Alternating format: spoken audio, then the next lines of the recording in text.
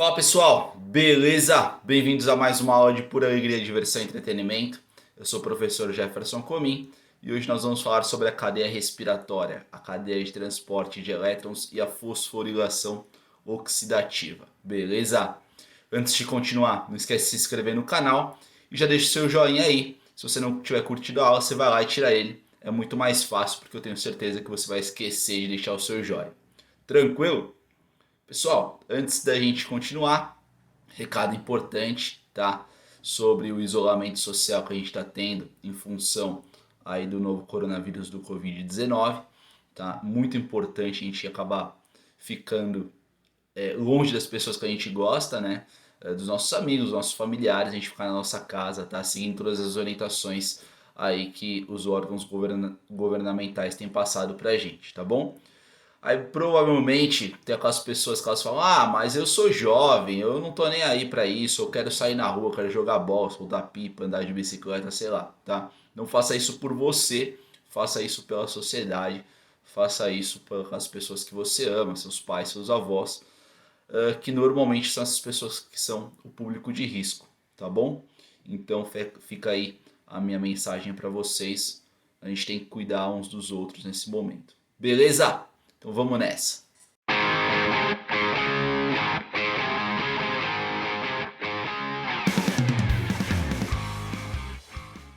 Pessoal, então aí ao longo desses meses que a gente começou o canal, a gente tem falado aí sobre metabolismo, tá? Mais precisamente sobre metabolismo energético. E aí lembrando só que esses vídeos eu posto aí todas as segundas-feiras às 8 horas da manhã. Então toda segunda-feira você pode entrar lá, dar uma olhada que vai ter vídeo novo, tá?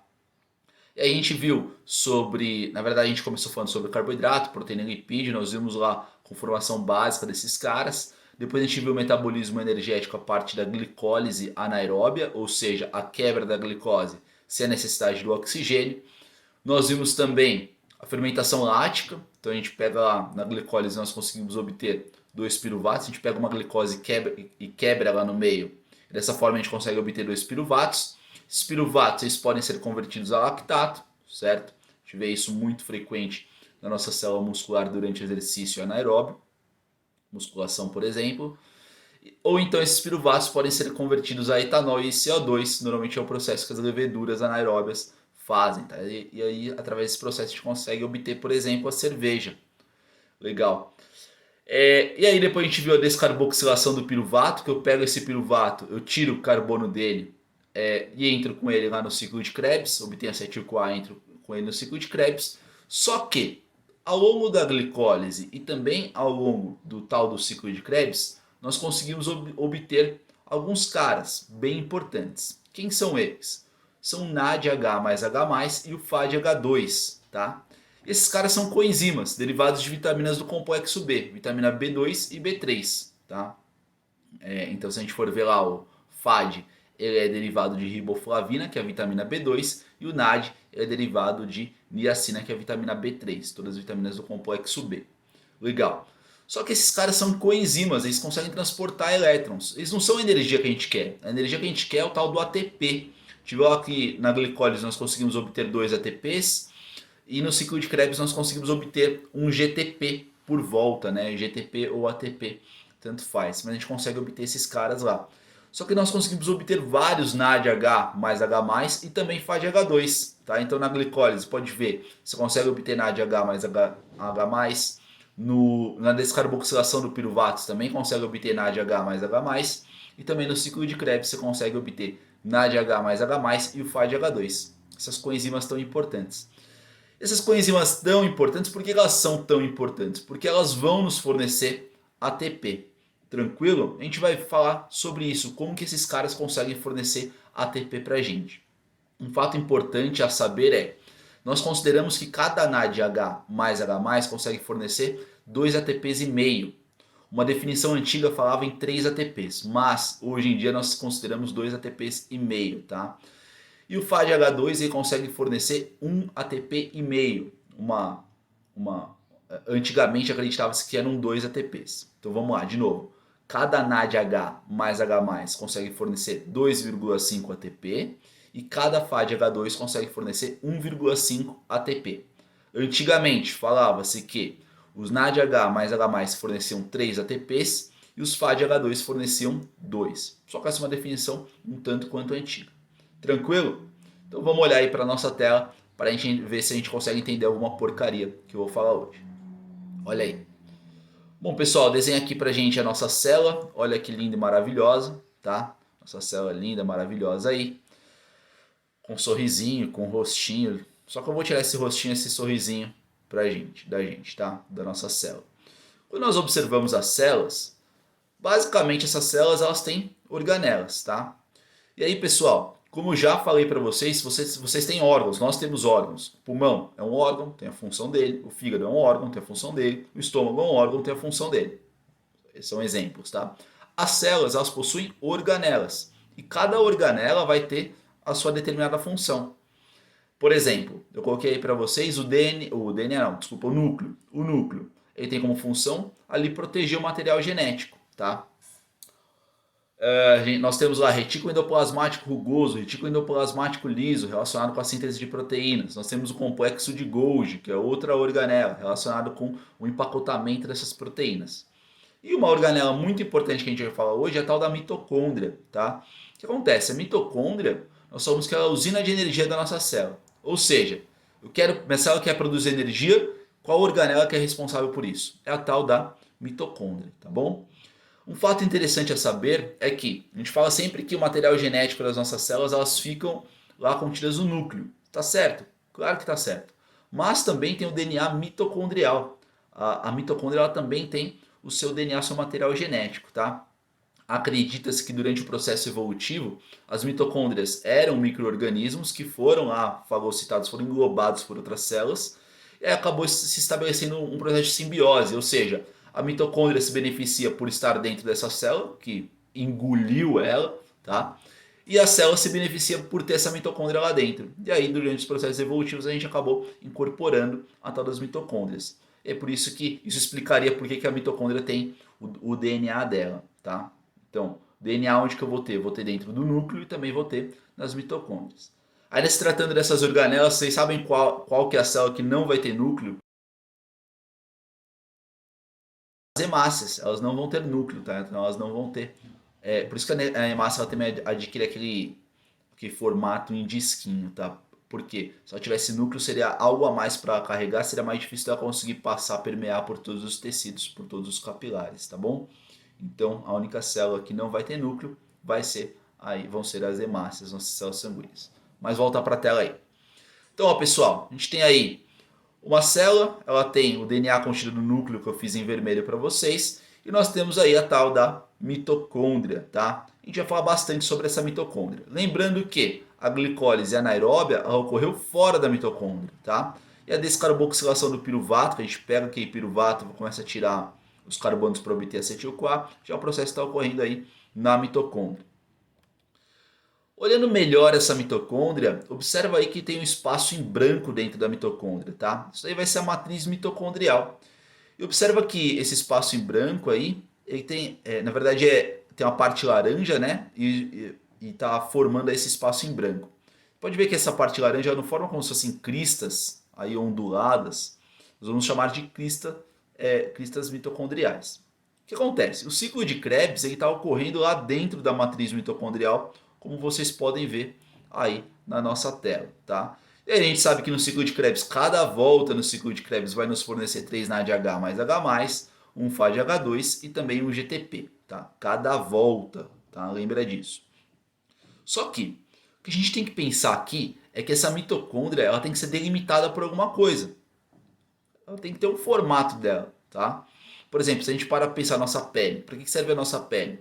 Para limitar o meio interno do nosso corpo do meio externo do meio ambiente, né? Do meio externo.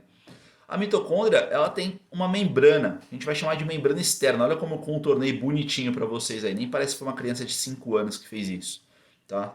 Que eu contornei aí de verde. Então isso daí vai ser a membrana externa da mitocôndria, tá? Tá bem delimitadinho aí, ótimo, maravilha. E aí tem também uma parte que acaba delimitando o que é a matriz mitocondrial, tá? A gente vai chamar de membrana interna, também delimitei aí para vocês na cor azul, também foi a mesma criança de 5 anos que delimitou aí para vocês. Olha como ficou perfeita essa delimitação. Então, ó, a gente tem uma membrana externa que está representada aí pela cor verde e uma membrana interna que está representada pela cor azul, tá? Então, a membrana externa ela delimita aí o espaço da mitocôndria e a membrana interna ela delimita a parte de dentro da mitocôndria, a matriz mitocondrial. Só que observa que tem um espaço aí entre a membrana externa e a membrana interna, que eu representei aí por essa seta de duas pontas, que é justamente está pintado em laranja para a gente, tá? Então eu preciso que você entenda muito bem a tal da mitocôndria. Então vamos lá, mais uma vez. O que a mitocôndria é? A gente fala que ela é a usina de energia da nossa célula. É a organela responsável pela maior parte da síntese de energia que a nossa célula tem, tá? Dessa forma, a gente olha lá a mitocôndria, ela tem que ter alguma coisa que delimita o espaço dela, tá? O que é que vai delimitar o espaço dela? A membrana externa, representada aí por verde, tá? Lá no miolinho da mitocôndria, você pode ver que essa mitocôndria que eu fiz, ela tá parecendo um pão italiano visto de cima, né? O que acontece? No miolinho dessa mitocôndria, a gente tem lá a matriz mitocondrial, tá? Que é a parte que está representada em branco para vocês. E o que delimita essa matriz mitocondrial é a membrana interna da mitocôndria, tá? E o ciclo de Krebs está ocorrendo lá dentro da matriz mitocondrial. Então a gente tem o ciclo de Krebs fornecendo cada volta do ciclo de Krebs, né? Fornecendo 3 NAD H mais H+, um FADH2 e um GTP, tá? E aí a parte em laranja, o que é a parte em laranja? Que está representada por uma seta com duas pontas, em preto. É o espaço intermembranas da nossa mitocôndria. Beleza? O que eu quero que vocês imaginem? Imagina que eu fiz um recorte nessa mitocôndria. Cortei esse espacinho aí que eu estou delimitando para vocês. Fiz um recorte, eu vou ampliar essa imagem para a gente ver como que é a mitocôndria. Tá? E quando eu amplio, eu consigo ver lá em verde a membrana externa, tá? Que estava delimitado lá que a criança de 5 anos fez. A membrana interna em azul, também delimitado, foi a mesma criancinha de 5 anos que fez, tá? A matriz mitocondrial, que é a parte de dentro da mitocôndria, tá? E o espaço intermembranas, que é o que estava representado em laranja, tá? Então, mais uma vez aí para vocês verem. Então, ó, lá em verde, você tem a membrana externa, em azul, a membrana interna, a parte aí delimitada em laranja é o espaço intermembranas. E lembrando que a parte em branco é a matriz mitocondrial, onde está ocorrendo o tal do ciclo de Krebs, tá? Então observa aí de novo membrana externa, espaço intermembranas, membrana interna e a matriz mitocondrial. Só que pessoal, o que acontece? A membrana externa e a membrana interna, elas não são assim simples, um tracejado assim simples. Na verdade, a membrana interna e a membrana externa elas são formadas por uma camada, uma bicamada na verdade, de fosfolipídios, tá? Semelhante à membrana da célula. Então se você voltar lá naquela imagem que eu coloquei para vocês da célula em amarelo, aqui amarelo é representado por uma bicamada de fosfolipídios. E a nossa membrana interna e externa da mitocôndria também vai ter uma bicamada de fosfolipídios, tá? Volta para a tela para você entender um pouquinho melhor o que é esse tal desse fosfolipídio. O que acontece? O tal do fosfolipídio ele é formado, aqui como nós podemos ver, parece uma cabecinha com duas pernas, né? Essa cabecinha, na verdade, seria um glicerol, tudo bem? E o glicerol ele consegue segurar 3 moléculas. O glicerol ele tem espaço para segurar 3 moléculas, tá? Esse glicerol, que é essa cabecinha que está representado, está segurando 2 ácidos graxos, que são essas duas perninhas, tá? Então cada perninha dessa aqui representa um ácido graxo, representa lá o que seria teoricamente uma gordura, tá? E esse glicerol, já que ele está segurando 2 ácidos graxos, ele consegue segurar 3 moléculas, fica sobrando um espacinho para ele segurar. Ele vai estar segurando um fosfato, tá? Isso que é um fosfolipídio, tá? Que a gente vai chamar de fosfolipídio. Por que a gente fala que é uma bicamada? Porque você tem fosfolipídios formando uma camada e outros de pezinho aí como vocês podem ver e outros fosfolipídios de ponta cabeça formando uma outra camada, tá? E aí como a gente sabe, os ácidos graxos eles são hidrofóbicos, os ácidos graxos ficam voltados uns para os outros, tá? E o fósforo e a parte de fosfato com glicerol são hidrofílicos, então elas ficam voltadas para os lados que vão ter água, tá? Pode ser o meio interno ou o meio externo da sua célula, ou então da nossa mitocôndria, meio externo da mitocôndria, ou então o espaço intermembranas, porque são regiões que nós podemos ter água, tá? Então por isso a gente chama de bicamada de fosfolipídios. E observa aí agora a nossa bicamada de fosfolipídios formando a nossa mitocôndria, tá? Então vocês vão ver que nós temos uma bicamada verdinha representando o espaço, representando a membrana externa, tá? E nós vamos ter uma bicamada em azul representando a membrana interna. Em laranja vai ter o tal do espaço intermembranas. Dá uma olhada na tela aí. Bom, pessoal, então como vocês podem ver, olha aí, ó, membrana externa em verdinho para vocês, tá? Os fosfolipídios um do lado do outro. Quem é ácido graxo virado para quem também é ácido graxo, tá? Em azul nós temos a membrana interna, tá? Formada aí também por fosfolipídios, um do lado do outro, lindo, maravilha. Os ácidos graxos, uns voltados para os outros, tá? E nós temos a matriz mitocondrial. Na matriz mitocondrial, onde está ocorrendo o tal do ciclo de Krebs, também o ciclo de Linné, que a gente vai ver mais para frente, tá? E entre as membranas existe o espaço intermembranas, que vocês podem ver aí, que está representado em laranja, tá bom? Bom, o que acontece? Não é tão simples assim essas membranas, né? Na verdade, essas membranas elas vão ter alguns complexos, tá? Quem são esses complexos? Nós podemos chamar, olha lá, nós temos complexo 1 representado para vocês, complexo 2, complexo 3, complexo 4. Aí meio em vermelhinho, meio clarinho aí, tá escrito CoQ. O que é CoQ? Na verdade, CoQ significa coenzima Q. E aí, você que é mais ligado, você que está na área da nutrição ou da educação física, medicina, sei lá, é mais ligado em emagrecimento, provavelmente você já deve ter ouvido falar de coenzima Q10, né? O que acontece? As pessoas elas tomam essa coenzima Q10 porque ela vai atuar aí na nossa mitocôndria e a gente vai ver como que ela vai atuar hoje, tá? Então, normalmente quem toma essa tal dessa coenzima Q10 está almejando emagrecimento. Agora se funciona, se não funciona já são outros 500, né? Mas a gente vai ver o funcionamento da tal da coenzima Q10 aí na nossa mitocôndria, tá? Volta aí para a tela. Então, ó, nós temos lá complexo 1, complexo 2, complexo 3, complexo 4. Nós temos a tal da coenzima Q, que vocês podem ver aí representado por CoQ. Lá em amarelo, ali em cima, no espaço intermembranas, nós temos o que nós chamamos de citocromo C. E aí tem esse cara meio estranho aí, que a gente vai chamar de ATP sintase, tá? Pessoal, o que acontece aqui? Na verdade, esse negócio de complexo 1, 2, 3 e 4 é meio que um apelido que a gente dá para essas estruturas, tá?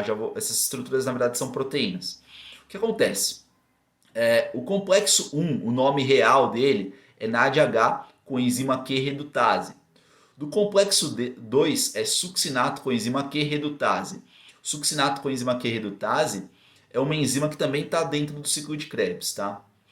Do complexo 3, nome real dele é coenzima Q citocromo C redutase. E do complexo 4 é citocromo C oxidase.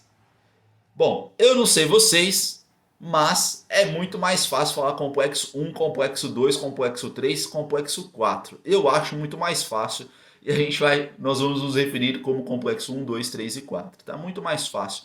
Até nos livros eles falam sobre o nome real desses complexos, mas eles acabam se dirigindo a eles como complexo 1, 2, 3 e 4. Tá? E o que seriam esses complexos 1, 2, 3 e 4? Seriam proteínas, tá? Proteínas que elas têm uma capacidade de retirar elétrons. Então são proteínas que elas têm uma capacidade de retirar elétrons, tá? O que acontece? Vamos observar que no complexo 1, complexo 3 e complexo 4 tem como se fosse um tubinho que vai da matriz mitocondrial até o espaço intermembranas. Já o complexo 2 não. O complexo 2 ele fica na matriz, tem contato só com a matriz mitocondrial, não tem contato com espaço intermembranas. Dá uma olhada aí na tela para você conferir. Então olha lá, complexo 1, o complexo 1, ele parece um tubinho, complexo 3 parece um tubinho também, e o 4 também parece um tubinho. Já o complexo 2 não, ele tem contato só com a matriz mitocondrial. E a ATP sintase parece uma geringonça aí, meio bagunçada, ela também tem contato com a matriz mitocondrial e também com o espaço intermembranas. Vamos ver o que esses caras eles conseguem fazer, tá? Bom, o que acontece aqui? Imagina que você teve lá o ciclo de Krebs, você obteve NADH mais H+. Esse NADH mais H+, ele entra no complexo 1. e ele sai como NAD+. Então observa, ele entra como NADH mais o H+, eles entram no complexo 1 e sai como NAD+. O que vocês acham que ele deixou lá dentro? Eles deixaram lá dentro hidrogênios, né? Deixou lá os hidrogênios. O que nós sabemos sobre os hidrogênios? Cada hidrogênio tem um elétron, cada hidrogênio tem um próton, cada hidrogênio tem um nêutron. Nêutron tem carga neutra. Não me diga! Próton tem carga positiva e elétron tem carga negativa. Então vamos lá, cada hidrogênio tem um de cada. Então cada hidrogênio tem um próton, um nêutron e um elétron. Tá? Cada hidrogênio tem um de cada. Volta a observar aí na tela. O que acontece lá no complexo 1? Quando o NADH mais H+, ele entra, ele deixa os hidrogênios lá dentro e sai como NAD+. Tá? Esses hidrogênios eles ficam lá dentro. O que acontece dentro do complexo 1? Bom, o que vai acontecer dentro do complexo 1 é que o complexo 1 vai roubar desses hidrogênios os elétrons dele. E se cada hidrogênio tem um elétron, o complexo 1 vai conseguir pegar 2 elétrons. E aí o que sobrar desse hidrogênio a gente vai representar como H+ só. Tá? E aí o complexo 1 vai ficar com esses elétrons do hidrogênio e vai expulsar esses íons H+ para o espaço intermembranas. Tá? Então nós vamos ter 2 elétrons lá dentro do complexo 1. Pessoal, é muito importante você prestar atenção e observar muito bem o que está acontecendo aí na nossa aula. Tá? Então, ó, NADH mais H+ entrou no complexo 1, saiu como NAD+, deixou os hidrogênios lá dentro. Tá? O complexo 1 consegue roubar os elétrons desses hidrogênios e acaba expulsando o que sobra do hidrogênio, que são os íons H+, que é formado então só por um próton e só por um nêutron. Os elétrons ficam no complexo 1. Tá? O que vai acontecer agora é que esses 2 elétrons que foram roubados, tá? E provavelmente você deve estar pensando, Jefferson, como que roubou esses elétrons? Foi com um revólver? Foi com ameaçando de morte? Como que foi? Na verdade, esses complexos eles têm uma capacidade de óxido-redução atribuída a algumas moléculas. Tá? Eu não vou me aprofundar sobre elas, mas sobre um complexo que a gente chama de ferro e enxofre. Tá? São elementos de ferro junto com resíduos de cisteína e também um composto chamado flavina mononucleica. Tá? Nós não vamos nos aprofundar nesses caras. Mas é toda essa maquinaria que consegue fazer com que esses complexos retenham os elétrons dos compostos. Tá?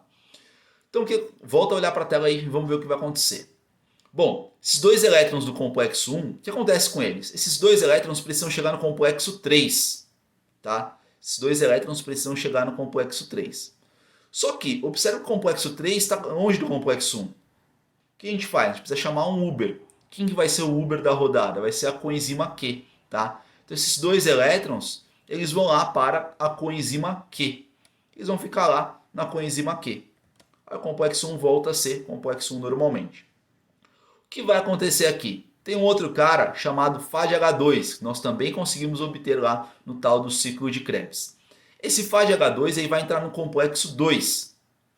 Quando ele entra no complexo 2, ele acaba saindo como FAD+. O que aconteceu com o complexo 2? O complexo 2 ficou com os hidrogênios do FADH2. Ficava com os 2 hidrogênios, tá bom? Só que, de novo, cada hidrogênio tem um próton, um nêutron e um elétron. O que vai acontecer? Esses hidrogênios vão ter os seus elétrons roubados. Tá? Então, se eu tenho 2 hidrogênios, eu vou conseguir roubar 2 elétrons. E aí, o que sobra desses hidrogênios são os íons H+, que vão ser expulsos de volta para a matriz mitocondrial, pessoal. Presta atenção, não vai para o espaço intermembranas simplesmente porque o complexo 2 não se conecta com o espaço intermembranas. O complexo 2 vai devolver esses íons H+ para a matriz mitocondrial, mas vai ficar com os elétrons dele. Só que aí de novo, pessoal, o que acontece? Esses 2 elétrons que estão no complexo 2, eles precisam chegar no complexo 3. Só que é longe. Mó rolê fazer isso. Não quero pegar busão, não quero pegar metrô. Vou chamar um Uber aí. Quem que é o Uber? Aliás, o Uber podia patrocinar a gente aqui, né? Tô aqui fazendo comercial do Uber.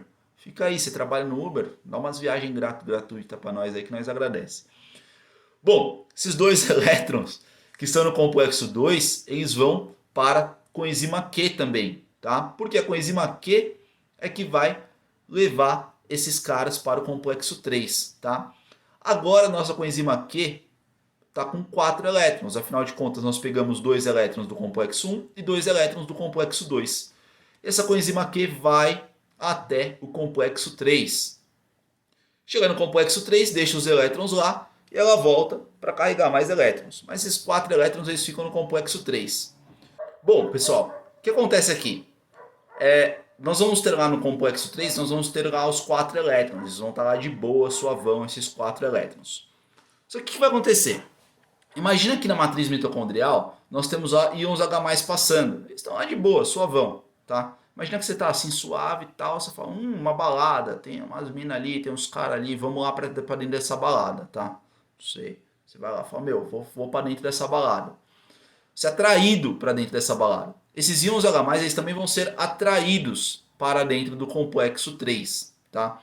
Por quê? Porque a gente tem uma diferença de carga. Íon H+, ele tem carga positiva.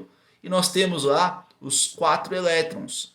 Elétron tem carga negativa. O que significa que esses 4 elétrons vão conseguir atrair 4 íons H+. Esses 4 íons H+, eles acabam ficando lá dentro do complexo 3. Só que eles não conseguem ficar com os elétrons. E imediatamente esse complexo 3 expulsa esses íons H+ para o espaço intermembranas. Esses elétrons continuam no complexo 3, ou seja, os íons H+, eles foram ludibriados, foram enganados, tá?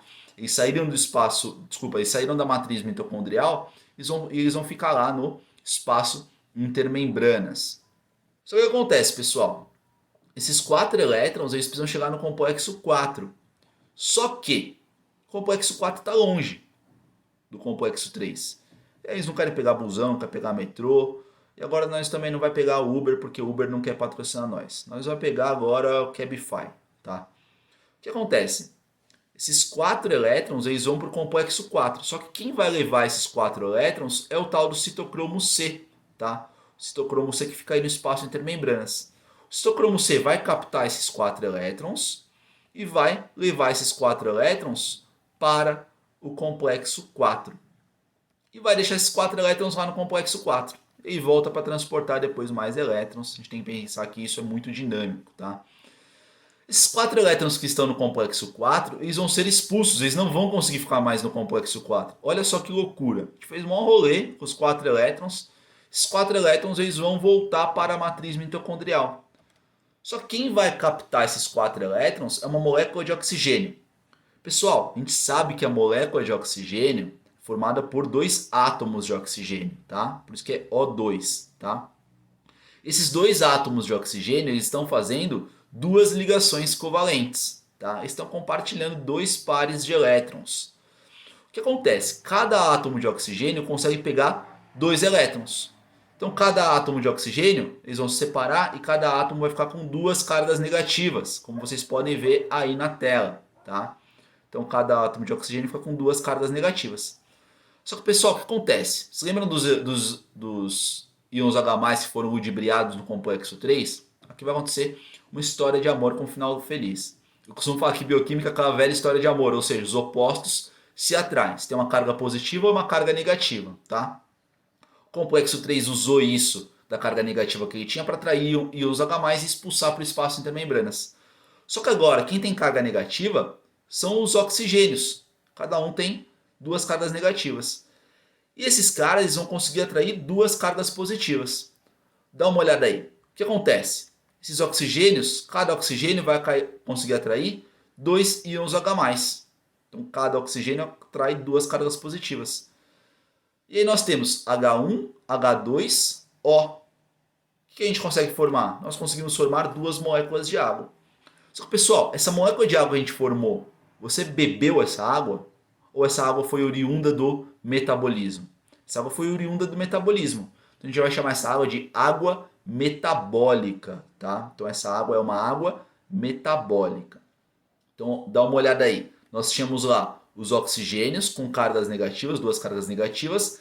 Eles atraem 2 cargas positivas. Nós formamos H2O, tá? Água metabólica. Só que, vocês conseguiram perceber que o complexo 1, 2, 3 e 4, coenzima Q e citocromo C, eles trabalham no mecanismo de jogar íons H+ para o espaço intermembranas? Dá uma olhada aí. E os íons H+, que estão na matriz mitocondrial, eles acabam anulando, formando molécula de água. Vocês conseguem perceber isso? Olha lá, a gente joga íon H+ para espaços intermembranas e formamos moléculas de água. O que você tem que imaginar? Você tem que imaginar que isso aqui está acontecendo de uma maneira muito dinâmica e muito rápida, tá? Essa cadeia de transporte aí está funcionando a todo momento. Ou seja, nós vamos ter uma grande concentração de íons H+, no espaço intermembranas, e nós vamos estar formando água na matriz mitocondrial, tá? Então, pessoal, quando você está num espaço muito apertado, imagina que você está ali num espaço muito apertado, em época de Covid-19 eu não aconselho mesmo. Você está num espaço muito apertado. Você quer continuar nesse espaço muito apertado ou você quer sair desse espaço? É óbvio que você vai querer sair desse espaço, né? Os íons H+, eles estão ali em uma grande concentração no espaço intermembranas. Eles querem voltar para a matriz mitocondrial. Só que o único caminho que eles têm para percorrer para voltar para a matriz mitocondrial é através da enzima chamada ATP sintase. Tá? É o único caminho. O que acontece? Esses íons H+, eles vão passar por dentro da ATP sintase e vão voltar para a matriz mitocondrial. Volta a olhar aí para a tela. Voltar para dentro. Olhar para dentro da tela, não. Volta a olhar para a tela aí. O que acontece? Nós temos lá a tal da ATP sintase. A ATP sintase é formada por duas subunidades. Uma que parece um canudinho, que vocês podem ver aí, um canudinho bem fininho, mais fino que os outros complexos, tá? Que a gente vai chamar de subunidade F0, tá? E tem uma outra subunidade que ficou meio esquisita aí no meu desenho, mas eu quero que você imagine que essa subunidade é como se fosse uma hélice. Ela está apontando para baixo, essa nossa hélice aí, tá? A gente vai chamar de subunidade F1. Os íons H+, eles vão entrar pela subunidade F0 e vão sair pela subunidade F1. Só que quando eles passam por dentro aí da ATP sintase, a subunidade F1 ela gira exatamente igual a uma hélice, tá? E ela vai acabar gerando o que nós chamamos de força motriz. Só que dentro dessa subunidade F1, nós temos ADP e fosfato inorgânico. E quando os íons H+ passam por dentro da ATP sintase e saem do outro lado, fazendo com que essa subunidade gire, a subunidade F1 gire, esse ADP ele é unido ao fosfato inorgânico. E nós conseguimos formar ATP. Tá? Então os íons H+ eles passam por dentro da ATP sintase, faz a subunidade F1 girar como se fosse uma hélice, e a subunidade F1 consegue pegar o ADP e juntar com o fosfato inorgânico, formando ATP, tá bom? E dessa forma nós conseguimos sintetizar o tal do ATP. Então, pessoal, um resumão aí pra gente. Acontece, nós temos lá a nossa mitocôndria. A mitocôndria ela tem um mecanismo que joga íons H+ para o espaço intermembranas. Esses íons H+ eles precisam voltar para a matriz mitocondrial. Só que, para voltar para a matriz mitocondrial, só tem um caminho, que é por dentro da ATP sintase. Tá? Eles passam por dentro da ATP sintase, fazendo com que uma subunidade dela gire, girando o que nós chamamos de força motriz. Tá? Só que, essa subunidade F1 da ATP sintase tem ADP e fosfato inorgânico. Quando essa subunidade gira, nós conseguimos juntar o ADP, adenosina difosfato, com o fosfato inorgânico. Nós juntamos e formamos ATP, adenosina trifosfato, que é o que a gente quer, beleza? O que acontece? Uma aplicação disso, para a gente pensar. Imagina você quando faz exercício, o que acontece com a sua temperatura corporal? Ela aumenta ou diminui? A temperatura corporal é óbvio que ela aumenta. Durante o exercício, você acha que a sua célula muscular está precisando de energia ou não? É claro que está. Ela precisa sustentar as contrações musculares do exercício físico. Tá? Se ela está precisando de energia, quem que vai estar trabalhando dentro da sua célula muscular? Vão ser as mitocôndrias. A mitocôndria vai estar trabalhando bastante durante o exercício. Tá? O que acontece? Faz o exercício aí, pega as suas duas mãos e faz assim, ó. Esfrega bem forte. Quando você esfrega, pode ver que a palma da sua mão esquenta, tá? Que a gente tem um movimento de atrito e aí a palma da nossa mão esquenta, tá? Se a gente for ver lá a nossa mitocôndria, ela também gera um movimento. Olha a ATP sintase girando. A gente também tem um movimento aí ocorrendo.